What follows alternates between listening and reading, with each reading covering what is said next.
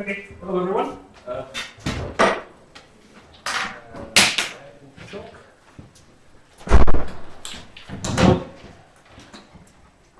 today we will do more of the stuff that we did in the previous lectures. So let me maybe recall. We need that. No. Okay. Good. So what were the main ingredients that we have? So we have the current algebra,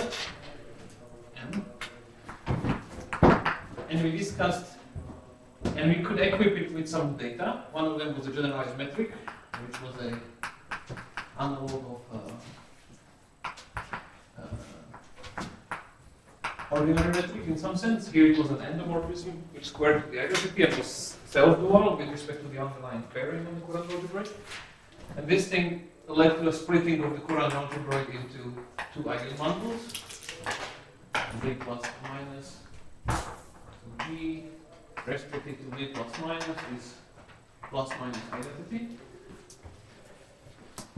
And for later nomenclature, if we ever going to talk about bases of these or frames, then I use Latin and Latin indices with dots to distinguish these things.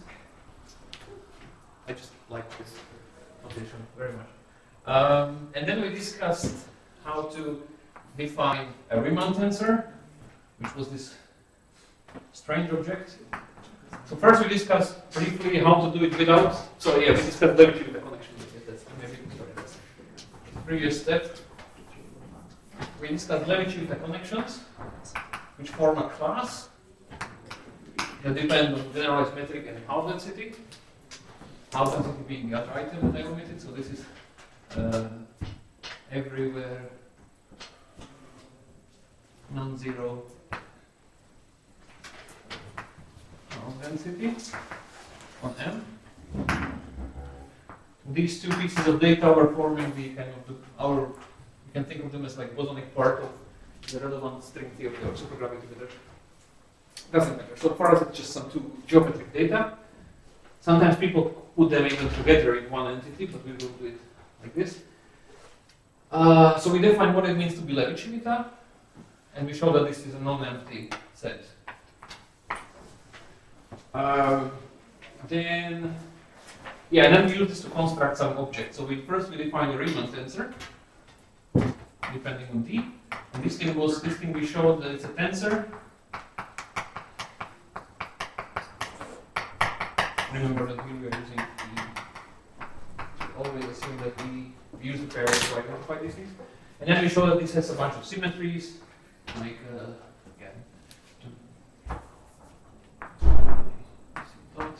when I need to talk about two together, I call them E alpha. So we discussed that. I mean, I could have just said it here. It's antisymmetric on the first two entries, antisymmetric on the last two entries, symmetric under the exchange, and antisymmetrizing it on three indices gives 0. That's what we proved, almost all of it. And then we used various contractions and we defined a Ricci tensor. The two important objects that we defined was a Ricci tensor, RC, which I defined it as a only having those parts, and I will define the scalar curvature. And the way they are defined is that Ricci. I'm using the indices just to keep track of the contract to kind of say which indices I contract. So I contracted on the first and third index. Actually, sorry, no, this is not how we defined it.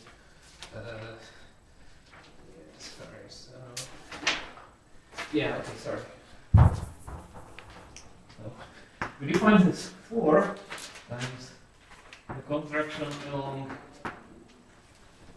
the plus part, along the V plus only. And we discussed that this is the same as contracting along the V minus part, if there is a half density for experts.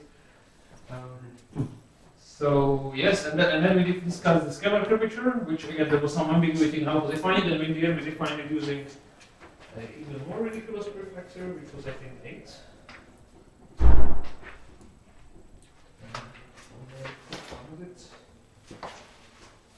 No, it was 2. Okay.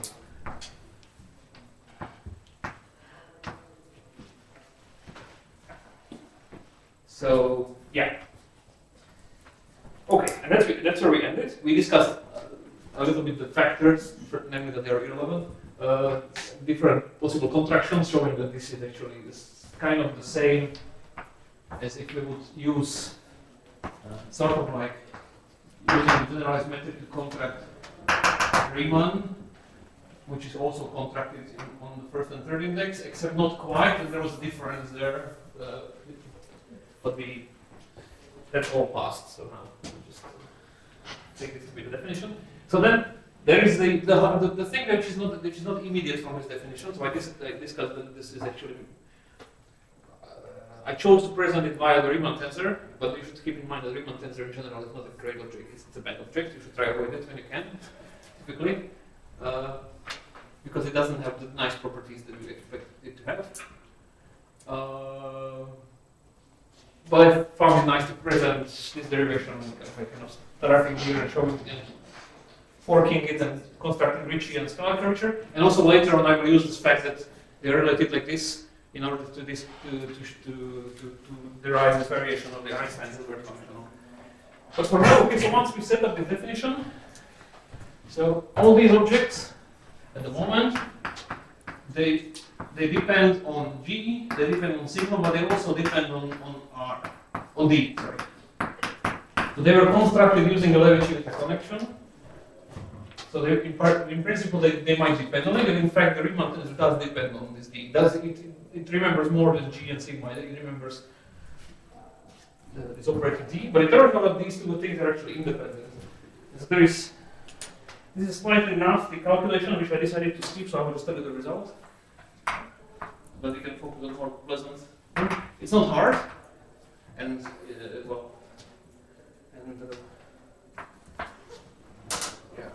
for whatever reason you're interested in the calculations, I'm happy to discuss them, but we probably are not. So.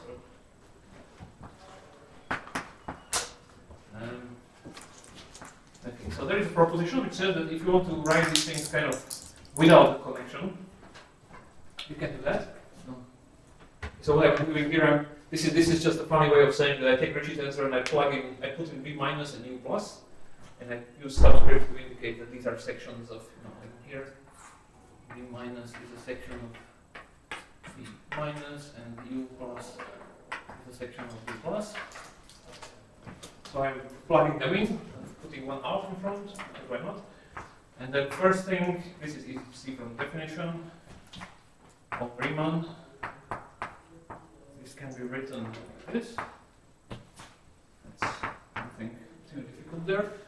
But you can also write it without mentioning Levi-Civita connections at all, and you can derive the following formula.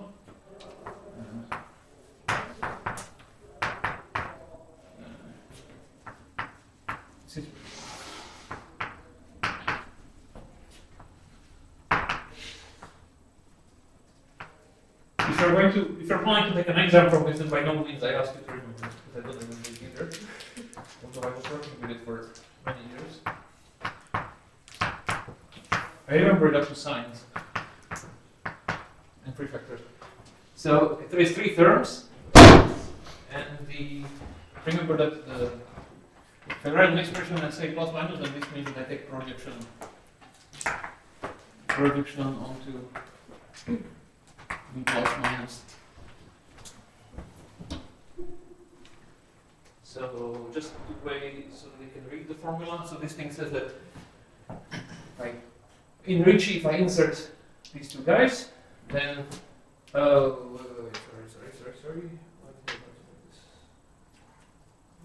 Sorry, this was supposed to be the other way around. They define Ricci to be a section of. Yeah, okay, maybe I should. Okay.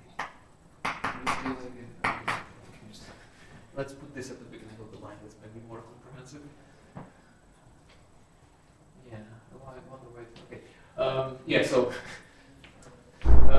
So you take the calculate it, you can write it in terms of operations which don't use any d. So you take the bracket of these two sections, and you project the result to be plus, and then you apply the divergence with respect to sigma. That's the first term. The second term is that you take this one of the sections, then make u plus, take the divergence of it, you get a function, and then you differentiate that function using the anchor by minus. And then there is this most mysterious term where minus in here. Sorry, minus. Yeah. So you take subscript. Sorry. So you take the following linear operator. Start with a v plus. Take an element in v plus. So this thing describes an endomorphism. How does the endomorphism work? You start with an element in v plus. You put it in here and the bullets. Take a bracket with v minus. Project the result into v minus. Then you take the bracket with v plus. Then you project into plus. And you get the result in v plus. And then you trace over this.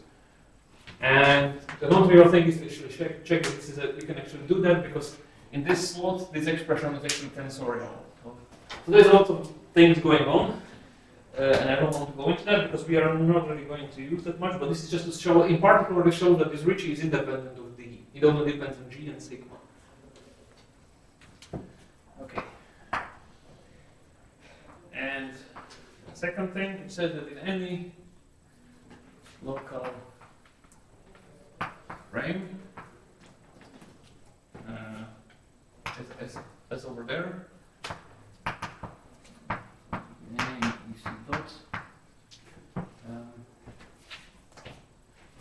If you suppose that we pick a orthonormal frame in the sense that these things are constant, in any such frame, we can also have a formula for the scalar curvature.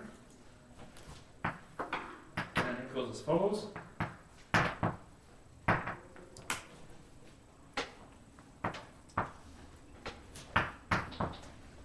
These formulas at the very least should persuade you that the subject is not yet developed enough to have a better formula.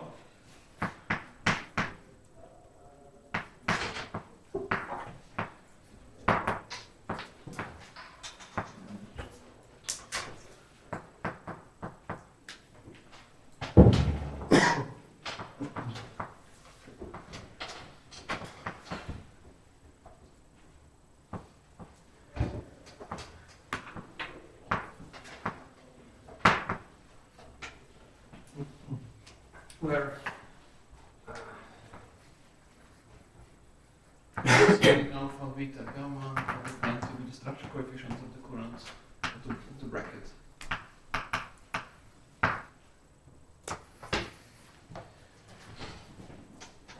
Whatever the formula is, the claim is that the particular Ricci and scalar curvature are independent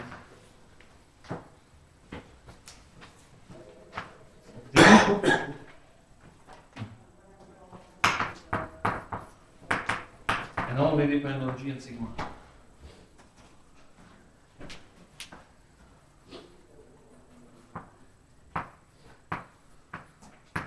Which is what we wanted. Okay? So take away is only the last line. Can I ask a question about that part of defining the components of the... Yes. So you are only taking a trace of a big plus in there? Yes. So, okay. Yeah. No. So last time we showed that this is actually the same as if you would do trace over up to the factor. Well, show. We didn't really show it. I just stated it. There's a. Okay. Tracing this thing over pluses is the same as tracing over minuses. That's a non-trivial statement. That if one day there will be lecture notes, it will be blue in lecture notes. At the moment, it's probably just in some papers.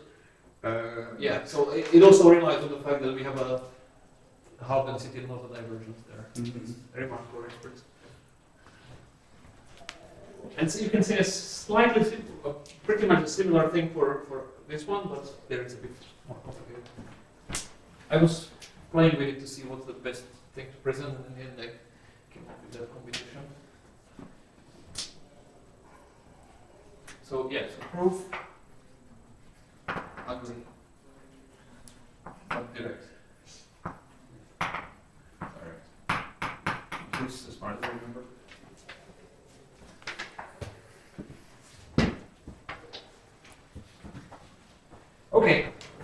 I was even writing those formulas is that I thought to use a little bit out of them to prove some nicer statements. So let's start with a lemma.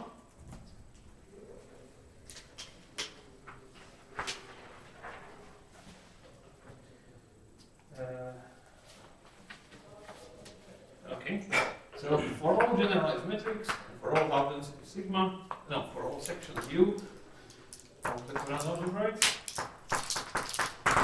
if you take the lead derivative, the generalized lead derivative with respect to this section of a generalized metric, and there is a nice formula for this thing, and namely, if you act on some A, then this is plus minus 2 U A plus minus minus plus for all A plus minus in gamma B plus minus. Okay, so I'm writing two statements at once, with upper indices and upper subscripts and lower subscripts.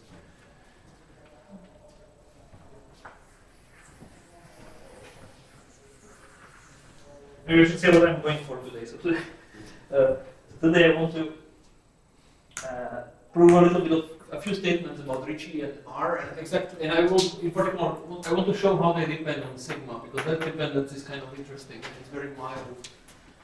And then I will introduce some operator about which I am presently puzzled, and and there is time, depending on time, we might do variation of the action functional, but let's see if we get there. Okay, so first, how do we prove this?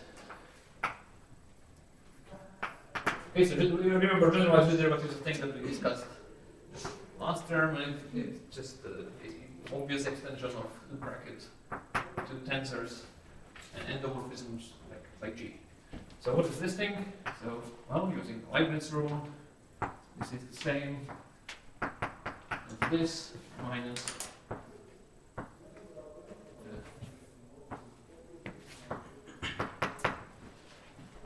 this. So, how does G act on something that lives in B plus or B minus? Well, it's plus minus 1. So this is plus minus A plus minus. And, well, I get plus minus 1 minus G acting on. Okay, I can take the sign out, and I get the same derivative U of A plus minus. I can take it out, and this is precisely the projector, or more precisely twice the projector onto B plus minus. So, thinking about the signs carefully, this is 2.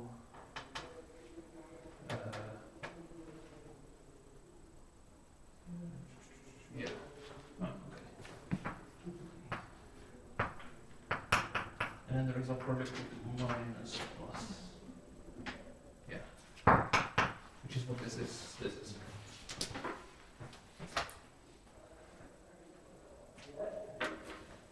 So yeah, that's just a silly statement.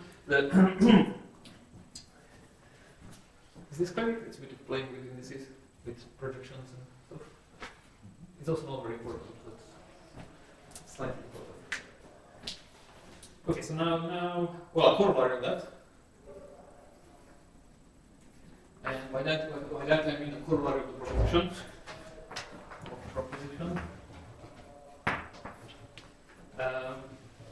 Is that, so we know that Ricci depends on G and sigma. So let's change sigma and see how Ricci changes. Now sigma, if you remember, sigma is invertible, so it's everywhere non-zero. So two different sigmas, they always differ by exponential function. So any other sigma I can write as exponential of some function times sigma. And I want to compare this with this guy. And the claim is that this is minus lead derivative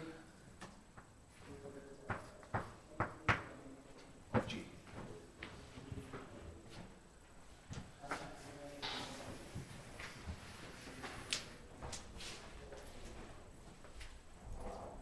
Okay, so this D, remember, and D was map from functions M the section of the current algebroid, and it's defined by requiring that if you hit a function and then you take a pairing, then you get that this is rho and so this was the famous curve. So the difference is you take you hit f with this, you get a section of the current algebroid project to b plus, and then the resulting thing you differentiate the metric. And that's a tensor again.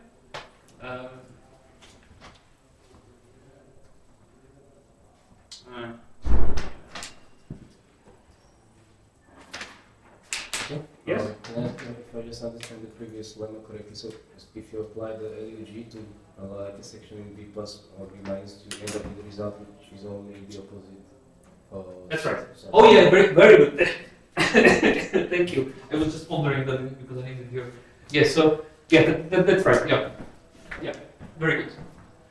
Thank you. So in particular,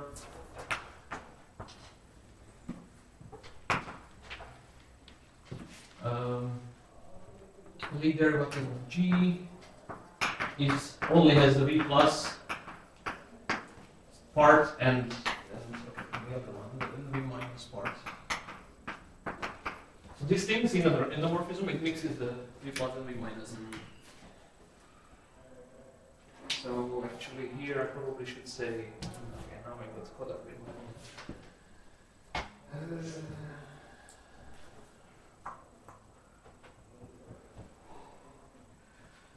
okay, yeah, because this thing unfortunately has both parts. So okay.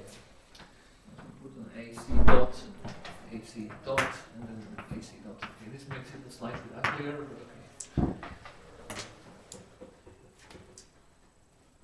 Sorry about that. Does this? Yeah. So maybe to shed more light on what you were saying, like the kind of the idea is if you have these two conditions.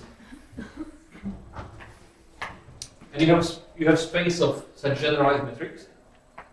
Then if you change your generalized metric size, so suppose that I have a family of them, or like I have a G and I change it to G plus delta G, and then you can ask like, what is this? And I still want this to satisfy those conditions.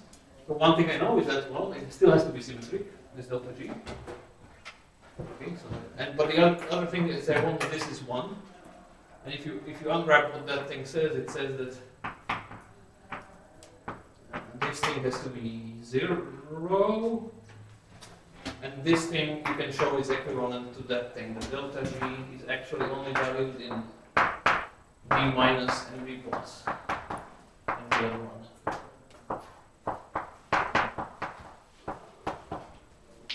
We will get to that later on as well, but yeah, so just differentiating the first condition, you automatically get easily that any variation of metric which preserves these two conditions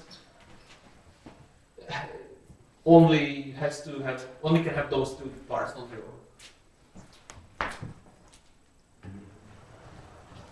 In other words, the tangent space to the space of generalized metric can be identified with one of those. Because of the symmetry.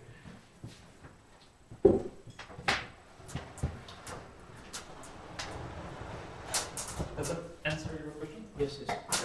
Okay, it's a very good question, and it helped me what I was going to say. Good. Okay, so now let's prove this. So the moral of this corollary is that it is true that this Ricci tensor depends on this half density, but it depends on only in this very interesting way that it's like up to some lead derivative of the metric, which is of kind of utmost importance in the theory of Ricci flow. And we might talk about it later. So let me now prove it. So okay, and this is the only place where I will use this proposition. So here I will just use this formula, and you see like where does sigma enter in this formula? It only enters here and here. Okay, so hence when I subtract them, so let's say I put okay, I subtract them, I only get in particular those two terms. But okay, let's start by figuring out how does the divergence changes. So if I take divergence with respect to a new half density of a section, How is this different from divergence of sigma? What is this? Well, how does the divergence work? So divergence is, for instance, this one. This is Lie derivative of rho of u and sigma squared. And this. And this is a similar thing, but I replace sigma by that monstrosity. So this is minus 2f sigma minus 2, Lie derivative e to the 2f sigma squared. Okay, so Lie derivative with respect to, like by Leibniz. So if I differentiate the second factor, sigma, then I get precisely this term because the exponential 2f kills the exponential here. So these two terms cancel out, but the only thing I get is when I act on the exponential, in which case the sigmas cancel. So I'm saying that this is simply this guy. The other term cancels with this.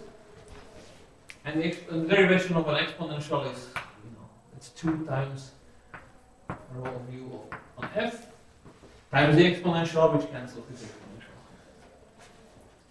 So, if you want, I can write it in this dual way using curly d. I can say that divergence of exponential f sigma differs from divergence of sigma by 2 times, more precisely by pairing with 2df.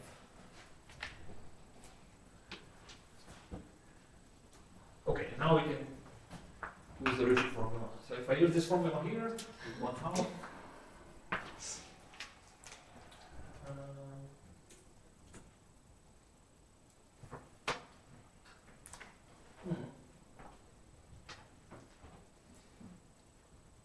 there's some 1/2 which I don't like.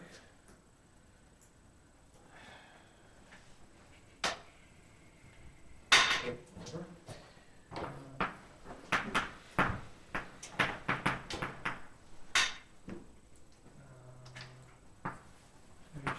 Sigma. And now let's feed some arguments into this.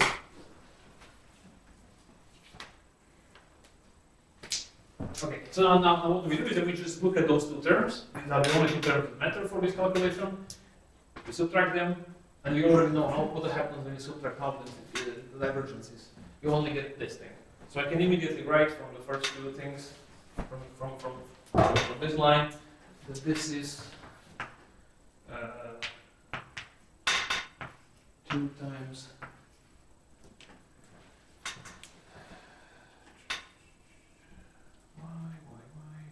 yes, okay. Great. I replace this by that. I get v minus plus. That's for this guy, and then I have minus 2 times the f of this one. Rho v minus on 2 times the f of u plus.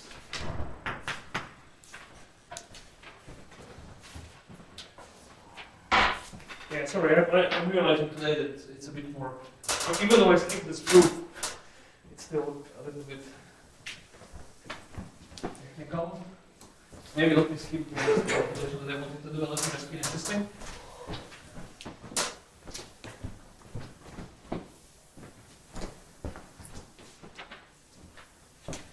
Yeah, any questions for those who followed?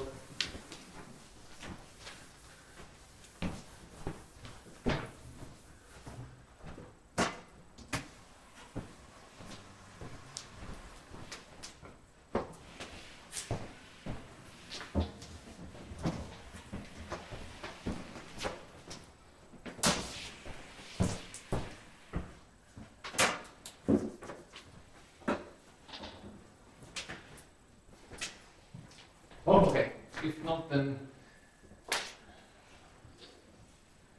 let's just look at what we have here. So remember how the bracket preserves the pairing. So we know that if you have a pairing of two things, and you act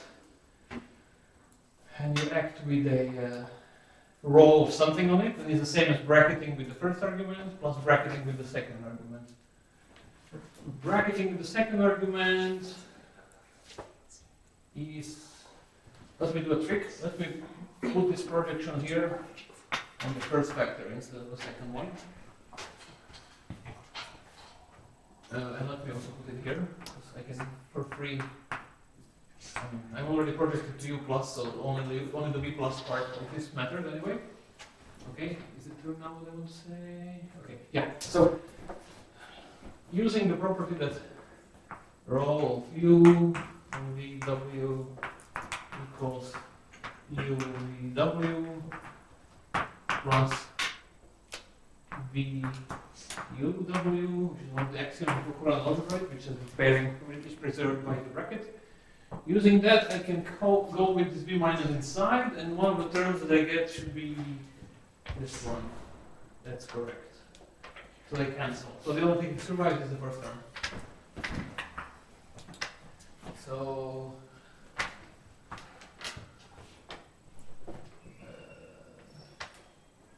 minus 2, I guess. V minus bracketed with df the plus.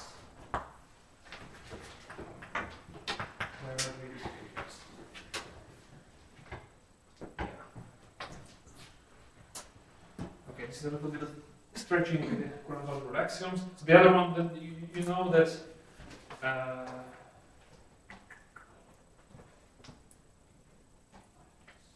yes. No, wait, what did I do?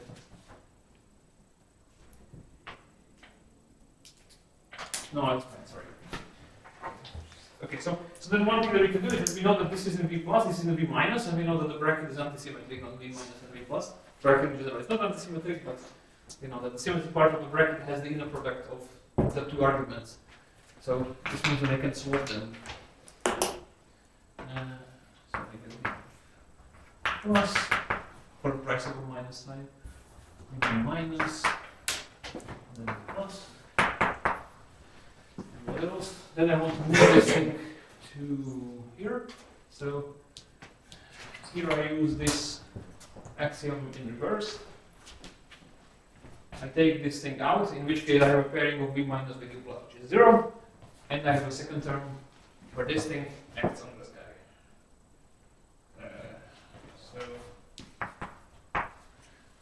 V minus and bracketing with the plus with U plus.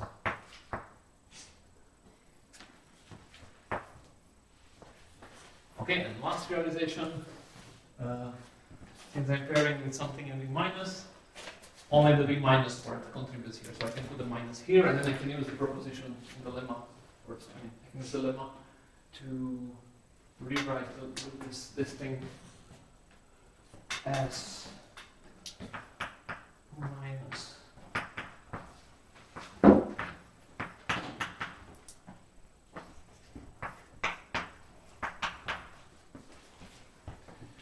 hopefully that's correct. So plus, plus, minus.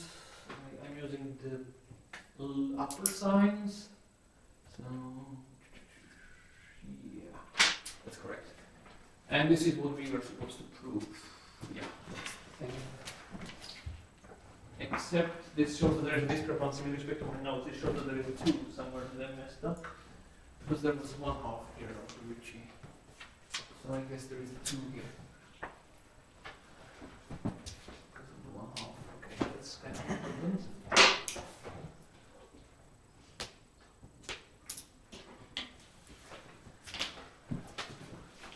Okay.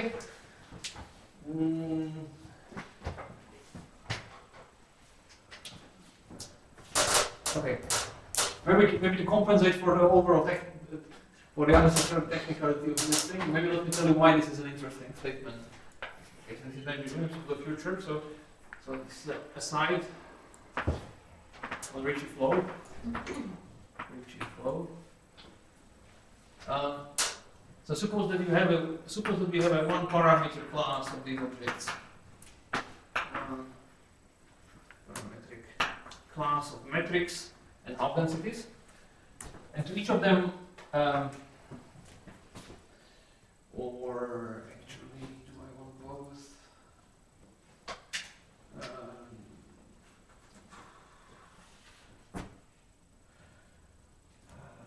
Let me fix this one. Okay. So one parameter, we have a sigma, and we have one parameter class of metrics. And now let's suppose that we want to impose a evolution equation for this class of metrics, which says that the derivative of the metric is given by a Ricci tensor, G and sigma. Okay, this is the so-called Ricci flow. We saw before, briefly, that both of these things actually live in V plus and Z minus. So this is a meaningful equation. And so the fact that, so you can ask like, okay, like this thing seems to depend on sigma, because it does. Right hand side depends. But it depends on it in a very mild sense, in that if I change the sigma, then the change, it comes in as a Lie derivative of G. So, and the Lie derivative of G, if you see in this context, you can see this deforming G along the class of diffeomorphisms, or like deforming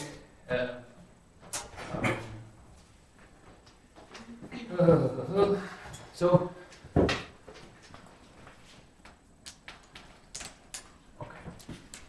let me say it like this. This is the space of all metrics,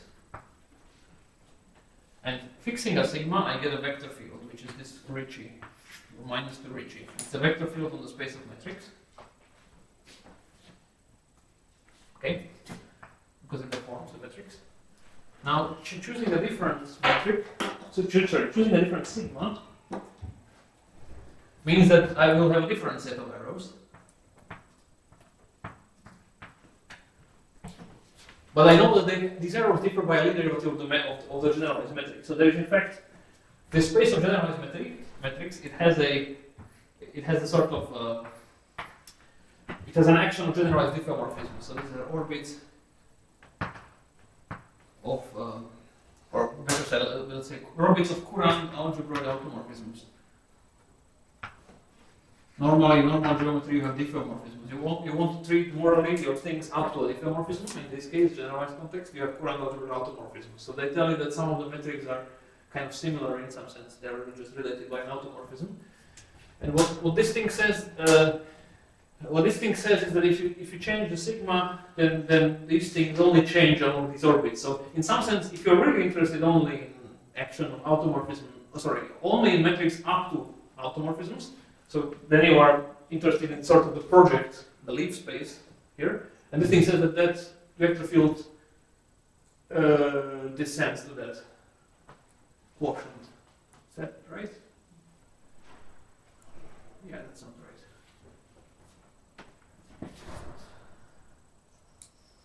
Or something like that.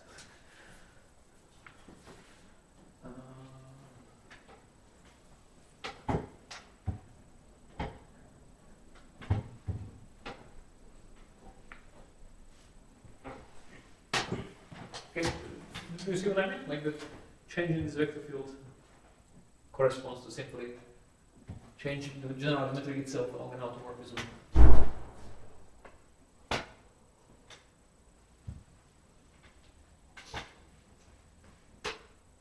I'm not sure if I got the point with the role of the sigma in this whole thing. In this whole thing, yeah, the point was to show that you have two different sigmas, yeah, like this is the red sigma, and this is the white chalk sigma, yeah, then actually the flow along one of them is if you correspond to.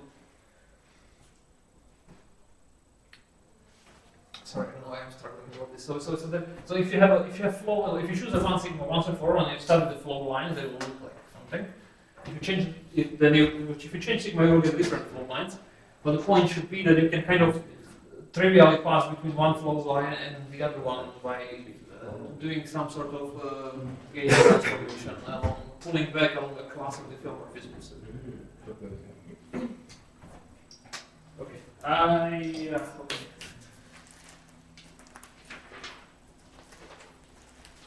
Hopefully this makes sense. I was not planning to go into there. I wanted to give some sort of relief with respect to the calculation above. So I prepared another calculation which is a bit worse than this one. So let me just tell you the result and not bother with the proof.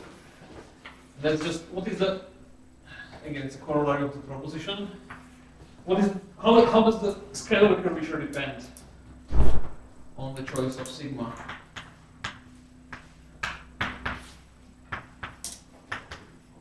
And again, this is not that bad.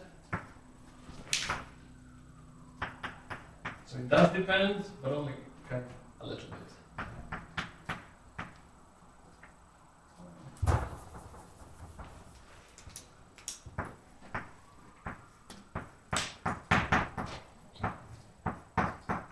So there is again a very concrete expression that you can write down.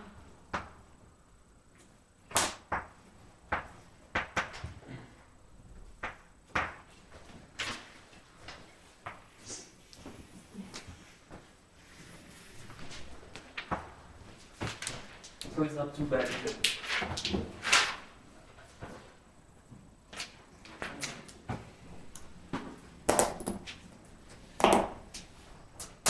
Okay, any questions?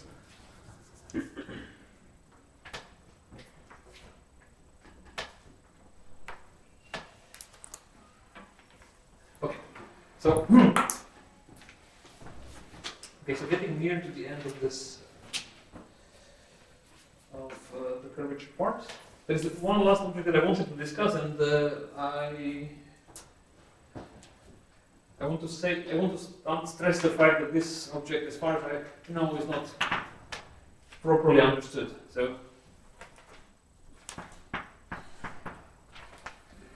and I think it would be a nice thing to understand it better.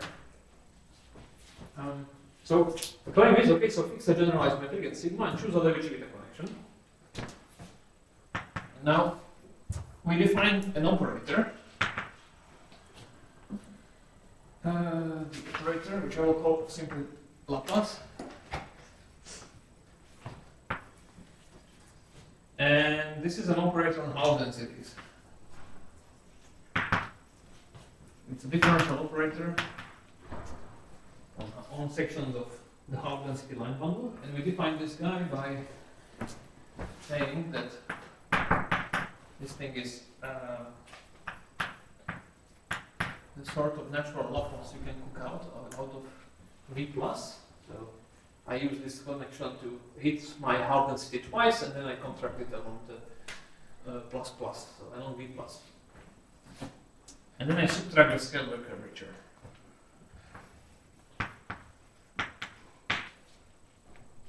That's it. I mean, subtract this as a, if I act on Hall density, then it means I hit it with these two things, and then I multiply it by this n. Now, this is a very strange object because it has the following property. That nabla depends on G, and it doesn't depend on the rest, and not on V, but also not on sigma. So the bottom line is that on a current algebra with a generalized metric, there exists a canonical associated second order differential operator on Hall densities. It needs to be Hall densities, no other density would do. I don't know why this exists.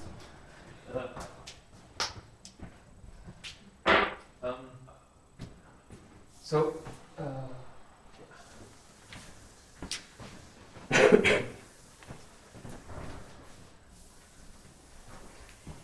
this is sort of like a course with an open problem, vaguely formulated.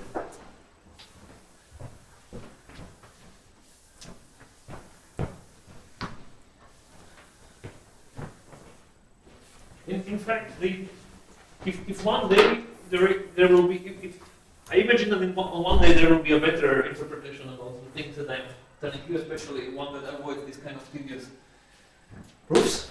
And in that ideal world, it might be that actually the way to define scalar curvature would be using this formula.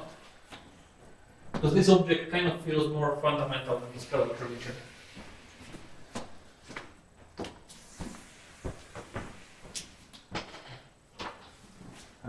Is there a reason why we call it the Laplace? Yes, because it starts like Laplace. And I will. It starts, but then it has a nonlinear term. What do you mean nonlinear? Like it's not. This is not differential. It's just multiplication by function. Yeah. So it's like zero order differential. And sometimes we do this with like Okay. second order operators that you add some stuff to it. Okay, so it's a number. Okay. It is, yeah, it's multiplication binary. This is second order derivative operation. This is a zeroth order. You just add them together. Differential operators do not form a z-graded algebra, only a filtration. So it's anyway saying that this is second order. It means it's second order plus some chunk of lower order. Okay. But then I will state that more precisely in a second. But I just wanted to sketch about why this is actually independent of g and sigma. So can you actually write down a formula for the operator only in terms of generalised? Yes, you can, but I wouldn't know how to do that if you work in a frame. You can write down the frame formula similar to the ugly formula there, and that one you can see immediately that it doesn't use any other data. But it's not clear from the formula why it's a well-defined thing. You have to check that the formula is independent of the choice of frame. So there is some sort of conservation of misery in this story, like in the present status. Like you don't know. There's various ways to work with these things, but each of them has some deficits. The deficit of this approach is that I had to introduce the scalar curvature using the Riemann tensor, which was kind of, that's the way I did it, it was kind of weird. Deficit of the other approach is that you can construct this directly in terms of G, but it's a random formula in terms of bases, and you have to check that it's actually independent of the choice of frame. That's actually how this thing was first constructed. It was written down in a frame, and it was checked that it's independent. I'm sorry, who introduced this? Gualtieri or? No, it was Paolo Sciavera in our paper.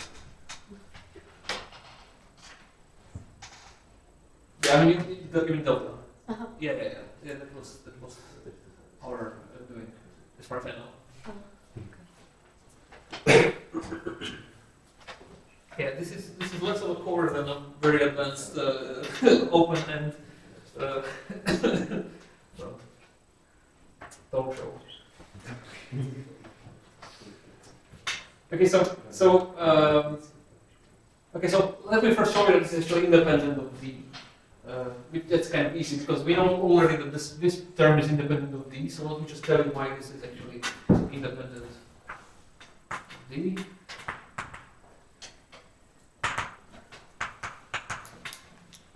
Okay, so let's say that. Let's do the first term. So I want to act on a general density, Hall density, sorry, with this what line is dA independent of D. So how does a general density look like? So, well, we have our sigma, which we used in this construction. So there is some sigma that is chosen, and any other density is then that thing multiplied by a function. So this is a general density. Hall density. So let's see if we can write a formula for this thing. It's without D. So yes. So first of all, we're acting on a product, so we can use Leibniz. But remember, D was taken to be Levi-Civita for this data, which means in particular that D equals sigma. So each time I hit sigma, I get 0. So the only thing that I get from this is dA dAf sigma. So now what is this thing in the middle? What is dA of f? Well, it's really, in other words, this is rho of EA on f, because that's how connections act on functions by the anchor map. But here is this, but never mind, this is simply df currently f, and then project it to be sorry, the f and then the 8th component of that. That's differently. So this is to do it fully. So this is the same as d of f, and then I can move this to the other side. So I get EA of curly d of f. And this is simply the f and then the 8th part of that. And so what is the total thing? It's dA of some object A, so it's the trace of this, the divergence. Or let me say trace of D. What does the D act on? It acts on this thing, which is the f projected to plus. Okay, so because A is only a plus index. Okay, so let's see it better. This is dA of, yeah, let me say it like this. This is dA FA, but for the trace I would need to trace over the whole E. So let me instead say that this is trace over the whole E, but then I project this thing to plus. So that I can take the A component. Latin indices being the B plus indices. And so this is the trace of D, and we know by construction that this is divergence of sigma of df plus, which in the end is independent of D. It only depends on the curly D. Sorry for that. For the curly D. So you see that it's independent of D. In fact, if you find it easier, we can write it in terms of that, but I don't know, this is kind of shorter. The other thing is then, it's not bad, but probably, I don't know. Does anyone want to see the other proof of independence of sigma, or can you just assemble it? Is anyone eager to see that? You are eager to see that. Okay, very good. Just one question maybe. So Yeah. there's a sigma of the time variable. Yes, thank you, yes, yes. Yes, very good. Thank you, thank you. Thank you. Is it in my notes? Oh, and then I can continue. Yeah, right. Yeah, because, okay, sorry. So, I mean, what is divergence with respect to sigma? It's sigma. Thank you. Well, how is divergence with respect to sigma defined? It's this. But acting on sigma squared is 2 times sigma and acting on sigma, so 2 times sigma kills this one, so this is 2 times the lead derivative of rho df plus acting on sigma. And this is even better, which is indeed what I added there. Thank you, so this is even a nicer formula. Yes, and that's the formula I'm going to use, in fact. So now let's show what happens. This is a funny proof. Let's change sigma infinitesimally. So let's suppose that I have some epsilon times f, so some small number, and then I will argue that I want to show that these two objects are actually the same, and hence by integrating you get it the same for any sigma, not infinitesimal. But let me do it infinitesimally, the proof. So I want to show that this thing is 0. Where suddenly I change the notation. Sorry, is the notation clear? I think by this I mean that it's the on this it follows that now Laplace can be seen as a function of g and sigma, so I will do the subscript. Okay, why is this the same? So now let me hit a general function, general half density. How does a general half density look like? It will be a multiple of sigma. So this is some function. And that's supposed to be epsilon e to the epsilon f times Sigma. Yes, thank you. Very good. You get a point. Yes, this is the argument of that. Yeah. So here I'm taking the new formula. Okay. So now I want to use this formula. So the formula, what is the consequence of this formula is that when I act on as something, like let's put G there instead of F. Then this thing is that, 2 times the derivative of delta G plus sigma minus, I think it was 1/8. Yep. Minus 1/8 of the scalar curvature sigma. G on G. So this is an alternative formula that you can use, except yeah, it has its own problems. Anyway, that's the formula. So now let me use it here. So in order to use it, I need to. It's a strange formula because I need to have the same sigma in here and here in order to apply it, which is the case here, but not the case in the first first term. So let me rewrite the first term. Okay, this thing acting here. Now let me insert this thing manually.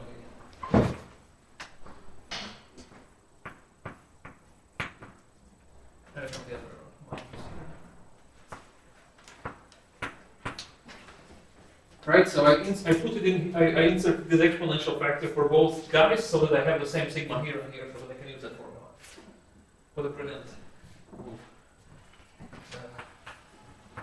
And then I have this one. Okay, now I can use that formula.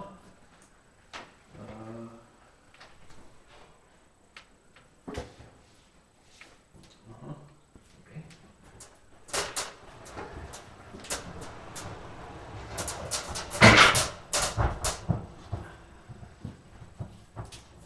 Okay. So what does the formula tell me? There will be two terms. There is a Lie derivative term and there is a curvature term. So the two Lie derivative terms, if I compare them, so the first term says that this is 2 times Lie derivative of rho plus on no, sorry. What am I doing? I'm looking here and I'm taking, instead of G, I'm taking this thing. And instead of sigma, I'm taking that thing. Okay, so instead of G, I need to have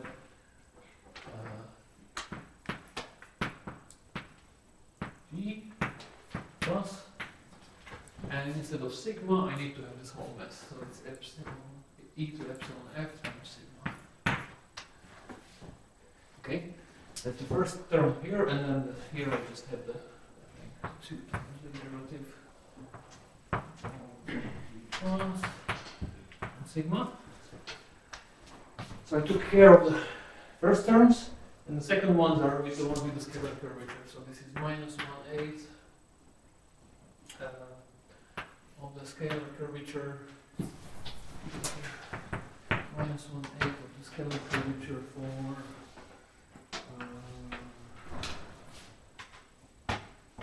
G and exponential f sigma times G sigma.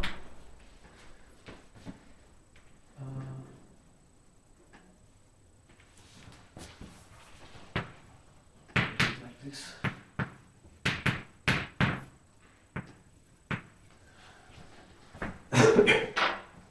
Okay, so then the last term I'm not differentiating, so I'm just multiplying. Does that make sense? This one.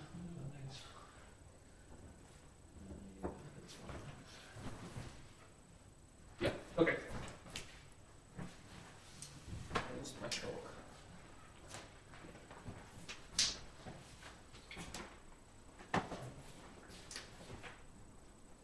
Oh, second chalk, please.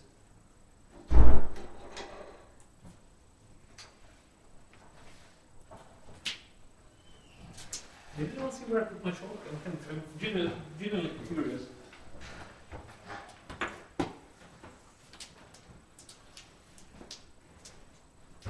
Okay. Well, one chalk is lost. If you find it, you can keep it. Okay. Okay, so. Okay, so. So. Epsilon is small, so that we are doing the first order calculation. So if I would set epsilon to 0 in these two formulas, then this term would cancel this one. Okay, so the only thing that remains in the first two terms is are the linear epsilon terms. And there is two of them, one coming from the expansion here and one coming in here. So if I take the expansion of epsilon here, so remember the exponential is 1 minus epsilon f. So if I keep the epsilon term in here, then the term I get is minus epsilon 2, maybe 2 epsilon of Lie derivative rho of t on fg, and then project it to plus. So I'm looking at this term, and this thing acting on sigma. That's the first term linear in epsilon. And the other term linear in epsilon is where I take expansion here, 1 plus epsilon f. And then I can set epsilon to 0 here. So this is plus 2 epsilon, and then Lie derivative rho of dg plus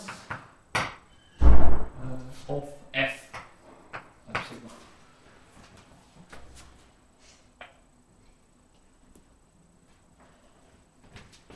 Does that make sense? There is also a quadratic epsilon term, but I'm ignoring that because we don't need that at the moment. Only the epsilon is small.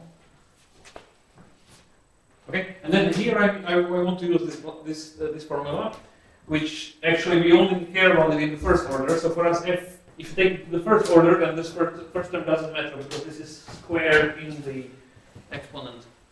So only this thing is the one that we care about. So together with the minus 1 over 8, I can immediately write that this thing here is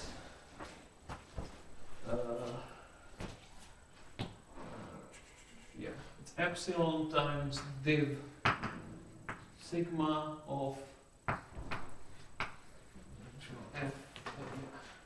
and then plus.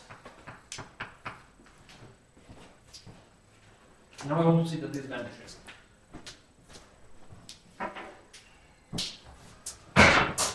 And yeah, there's okay, now it appeared. The chalk.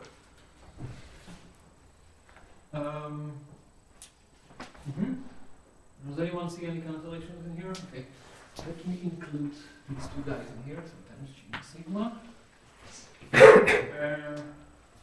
So similarly to the calculation there, this one, I can use the fact that this is again Lie derivative with respect to that. So together this is 2 epsilon g and the Lie derivative of sigma. Okay, because this thing is a divergence with respect to sigma is the same as a Lie derivative with respect to this argument of sigma squared. And from the square gives me the 2, and whatever the other sigmas give this one, and there is a g surviving. Okay, so now they start to look very similar. Okay, is there something that I can immediately kill? No? Maybe not. So let me.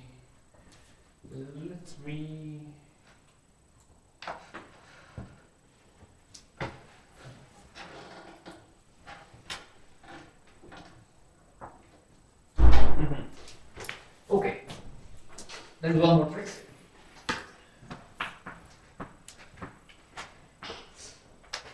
So this thing is multiplicative, so I mean it's Leibniz. So this thing is really I can write it as this thing projected to plus is g plus f dg projected to plus. On sigma. And now I can use this brilliant formula that we derived a couple of lectures ago, that if you act on half densities, then the Lie derivative is not tensorial in this slot, but instead it gives you 1/2 of the vector field differentiating the function. This was one of the lemmas that we discussed the other day. So I can use that here, because this function I can take it out of the anchor map and I can differentiate it. So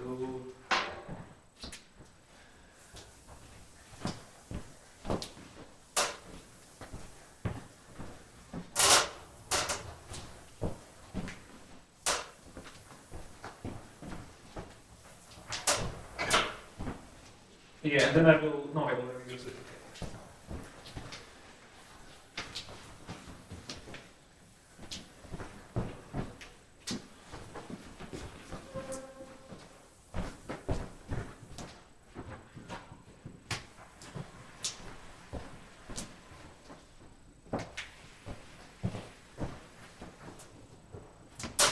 Yeah, any questions?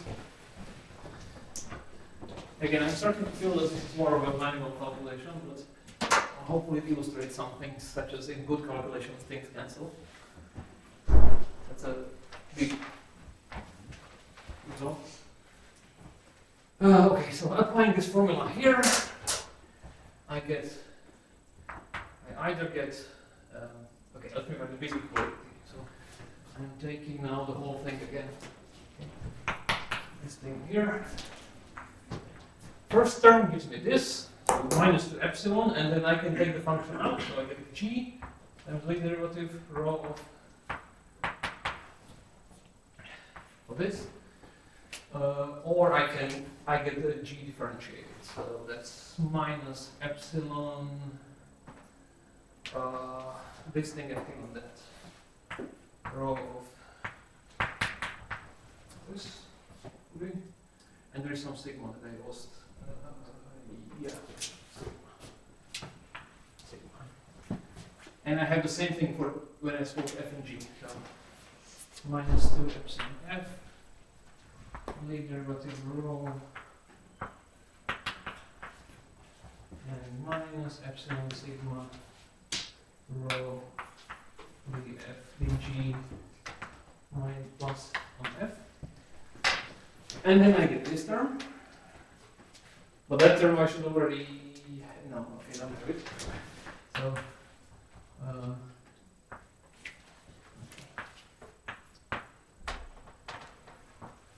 if you're fast, you can already see the cancellations. And then there is plus this, plus 2 epsilon g lead derivative of rho.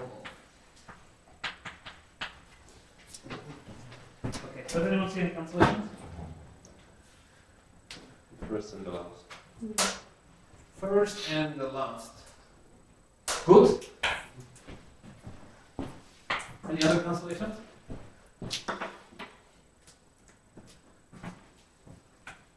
There is 1, 2, 3, 4 terms. For this one, it's still product. This one has two terms in it. Yeah, so if I write this, if I split this I have the lead derivative on the function, so I have rho of g plus on f times sigma, or I can act on sigma, so I have f on sigma. Okay. So do we have anything now? This thing, yeah, this thing cancels, right? There's one f. Yes, this one cancels. What about this one? Does it cancel?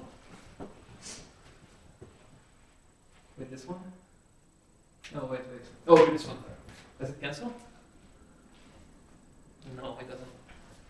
Good. So it adds up, right? So this has 2. Good. Right, it's the same term. Okay, so yeah. So the sign changes. And I get plus.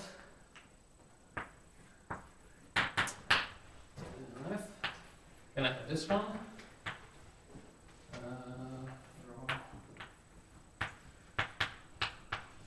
Okay. Now, why is this 0? So, take these guys out.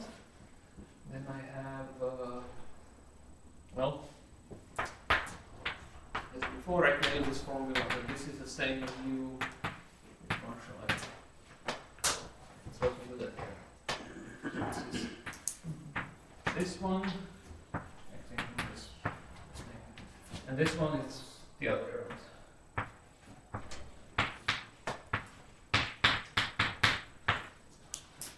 Now remember, yeah, so this, I'm writing the plus here, but because at some point I lost some parameterization, but it's still a projection. And the projection, famously, well, you can move the plus from here to here because it's not orthogonal projection. Projection to B plus, I can do it either in here or in here, so they're the same thing, so that's 0.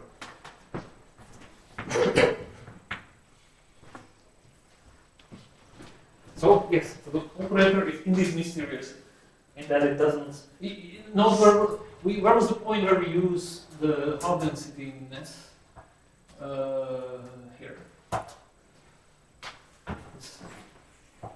This is where.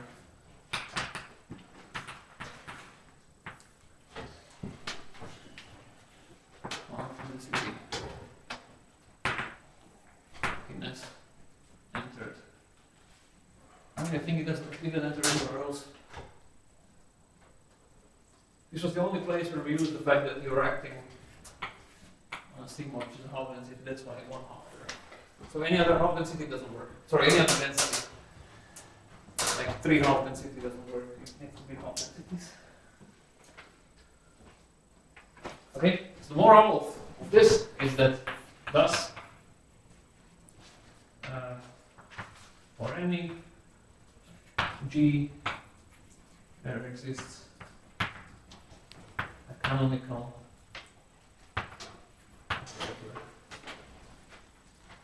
on half densities. And now just to finish this whole. So wouldn't it work on different densities with a different fraction in the definition of the operator? I don't think so, because that one.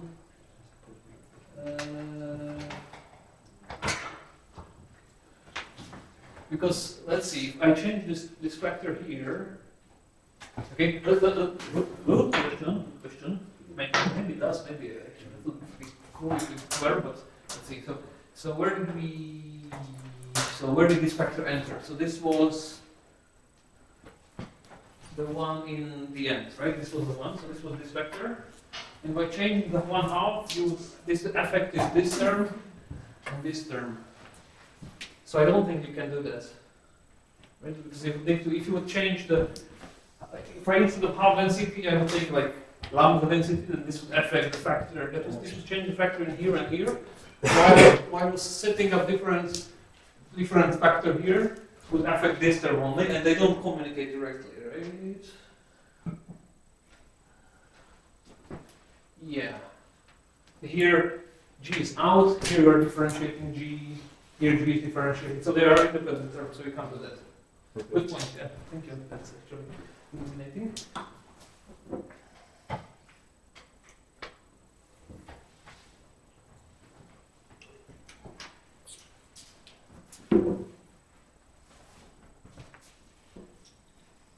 Hope you're all perplexed. Now, okay, let me close this section by the following proposition, listing some nice properties of this operator. So, okay, so we can just call the operator nabla G. We don't need to write sigma. Okay, so first thing is that in actually the cases that we are interested in, this is actually elliptic. So if the induced product on B plus is positive definite, because if you remember how we define generalized metric, it was very, very general. You didn't care about positive definiteness. Actually, you want positive definiteness for ellipticity. So if you assume that the induced inner product on B plus is actually positive definite, and if we assume in addition that anchor restricted to B plus is an isomorphism, that was again some condition that we had the other time. So this is kind of the most immediate interesting case. So if this is positive definite and this thing is isomorphism, then nabla is elliptic. Meaning that if you look at the highest order derivatives, then well, the matrix multiplying them is positive definite. Second thing is that we have this mysterious operator which depends on the half density. When we act on any sigma, okay, this is a big sigma now, I need to be typographically clear, okay? Then this thing is minus 1/8. So sometimes this operator, if you know this operator, then you can construct a scalar curvature for any half density. This actually none of this statement is very complicated. So, and the last one says that if M is compact, in that case, we know that half densities form a Hilbert space. Or at least, yeah, they do form a Hilbert space. Then Nabla is self-equivalent.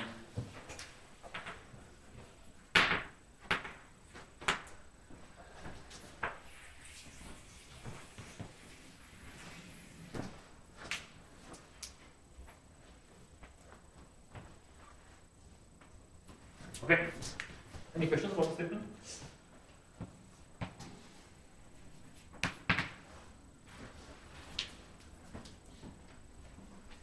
Okay. So they're actually fairly easy. Like for instance, the second one is immediately kind of immediate relative to the first one. The first one, if we work up to lower derivatives, up to lower order derivatives.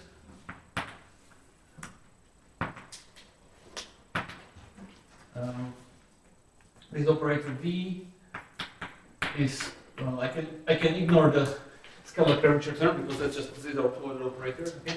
So here, this triple equality means up to lower order derivatives. So I don't care about the other term. Also, if you think about if you write how this operator, so this acts on half densities, but okay, let's say trivializing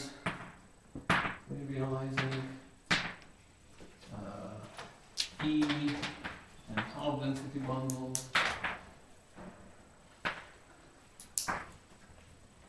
Right, so I mean, for calculating the electricity, you just really need to like pick coordinates and just work in any coordinates and just want to see what are the highest order derivatives. How does it look like? So if you do it like this, then you will see that this derivative has any connection. It has like a derivative part and it has a Christoffel part. So the derivative part, which is the only thing you care about, will be given by the action of the anchor map.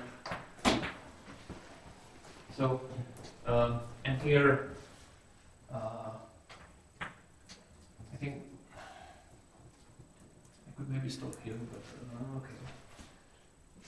Let me say this is the current number I just call eta now, so I can write down the following expression. Okay, it's really just like a derivative, a bunch of derivative operators, vector fields. And since this was an isomorphism, we can pick coordinates xi on M, which give us partial xi as a frame of Tm.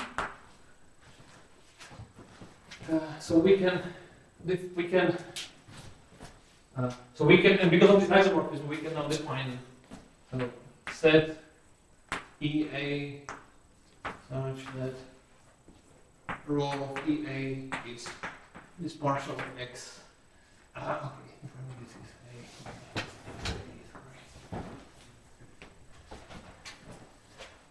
okay, the only thing I want to say that this is independent up to lower, so up to the highest order derivative. This is independent of the choice of the frame. So I can just choose the one that comes from coordinates, and in that case, this thing just really becomes partial derivatives. Partial derivatives of xa, partial derivatives of xb, and to determine an ellipticity of an operator, I just need to look at this coefficient matrix and check whether it's positive definite. And here it's positive definite because I suppose that this was positive definite on V plus. Okay. Sorry, this was a bit of a different style of proof and also a bit sketchy, but essentially, you should just look here. It's contracted over V plus, and V plus is positive definite. That's kind of the idea.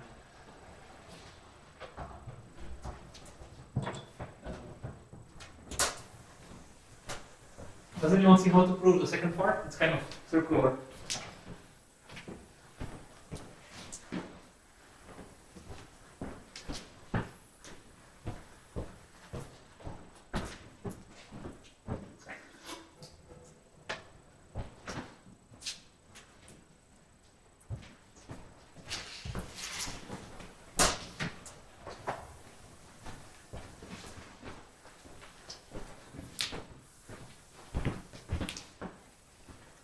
Sorry, can I ask? Yeah, please. It's about the first one still. So I'm missing something. So For delta to be elliptic, you would need the symbol to be isomorphism only. So why? So wouldn't it be sufficient for this eta AB to be degenerate, or why? No, because you want it to be an isomorphism. The definition you are using, that one says it needs to be an isomorphism everywhere apart from the zero section of the potential bundle. And if you have a one where you would have like minus, if this would be if this would have like minus and plus directions, you would have a null direction. Oh yeah. And along that one, the symbol would be zero. Right. Okay. Yeah. Yeah. Thank you. Yeah. No worries. Yeah. Yeah. So the ellipticity in the case of a single operator between two things is the same as if it's second order, is the same as the thing being positive definite or negative definite, I guess. That's the thing. The usual thing about the wave operator versus the Laplacian, right? Yes, yes. So here ellipticity really means that it's really elliptic in a sense of Laplacian. Yeah. Thank you. Very good. Yeah, thanks.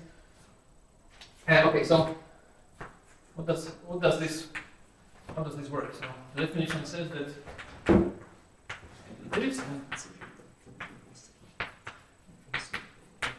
Okay, I should maybe. How should I? Okay, so. Okay, this is maybe too quick. So you remember if you. Let's do it like this. Okay, so this is how this operator was defined. So it was defined like this, and we showed that the right-hand side is actually independent of sigma. So where does sigma enter? Sigma enters here, and it enters in these d's. But we showed that actually it's independent of sigma. So in calculating this, I can use whatever sigma I like. In particular, I can use sigma. So I can just put sigma here. And sorry, it's a bit of a circular logic, but it's valid. So in writing this formula, I have to act on something, and I have to use this operator. And the operator depends on sigma, but it's independent of which. So I can just take the sigma to be that sigma that is in there. But the sigma, if these operators are constructed using sigma, it means that they kill sigma, so this is zero. And that proves the claim. This is -1/8. I'm sorry, can you repeat? Yes. so properly speaking, so we have this operator which let me so far I think it will make it clear to introduce again this sigma here. So this thing was defined like this. This was the definition of the operator, and I guess there is two ways to say it. I can either say, okay, this is just the definition. I can just put sigma next to it, and then because this one was a Levi-Civita with respect to sigma, it means that in particular this kills sigma. So if I put sigma here, then this term vanishes because d kills sigma. And then the only claim I'm saying is that actually the left-hand side was independent of the operator was independent of sigma. So this is just not what g on sigma. Yeah, it's a bit. Yeah, it's confusing. Yeah, it is confusing.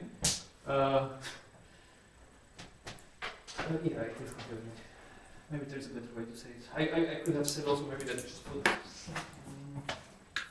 Yeah, no, but the argument will still be this one. Yeah, it is confusing. So for the last thing, okay, I have to do that. So for the last bit, what does self-adjointness mean? It means that if I have two sigmas, sigma 1 and sigma 2,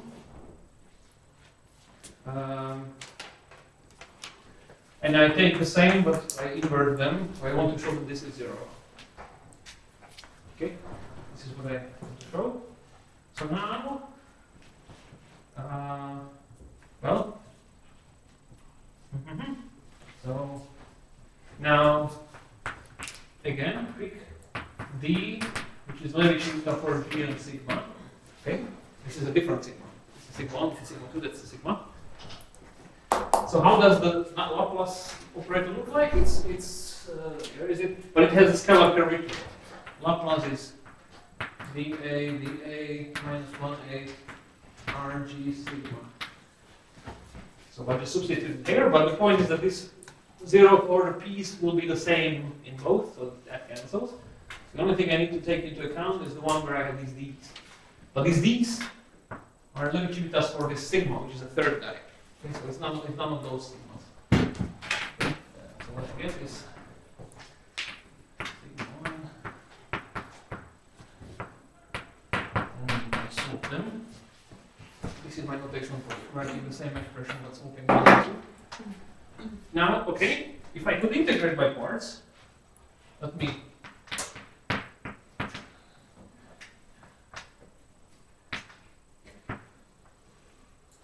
do the integration, and then let me explain this in another way I can do that.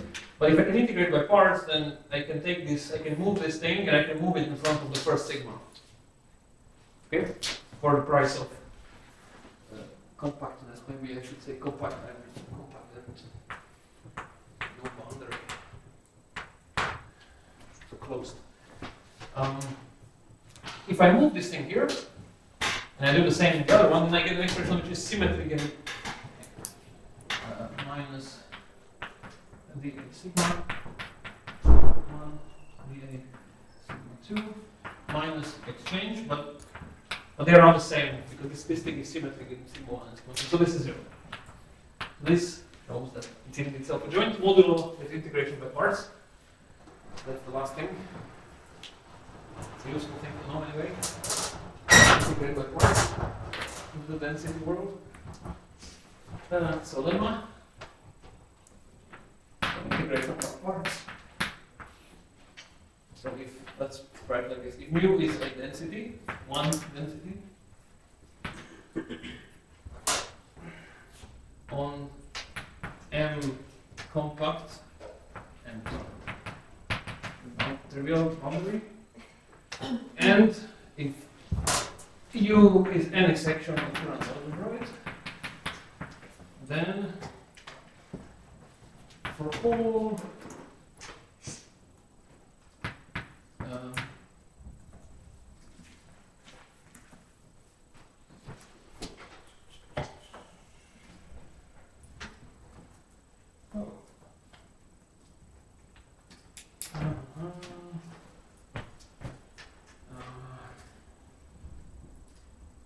okay, I have a mistake in what I wanted to say. So okay, maybe okay. Sorry, let's postpone this to the next lecture. Let's read. This is the final closing statement anyway, and then we will discuss the Einstein-Hilbert action, which is that's kind of the more cheerful part. So we discuss this action functional, which also now we know can be written using the Laplace operator.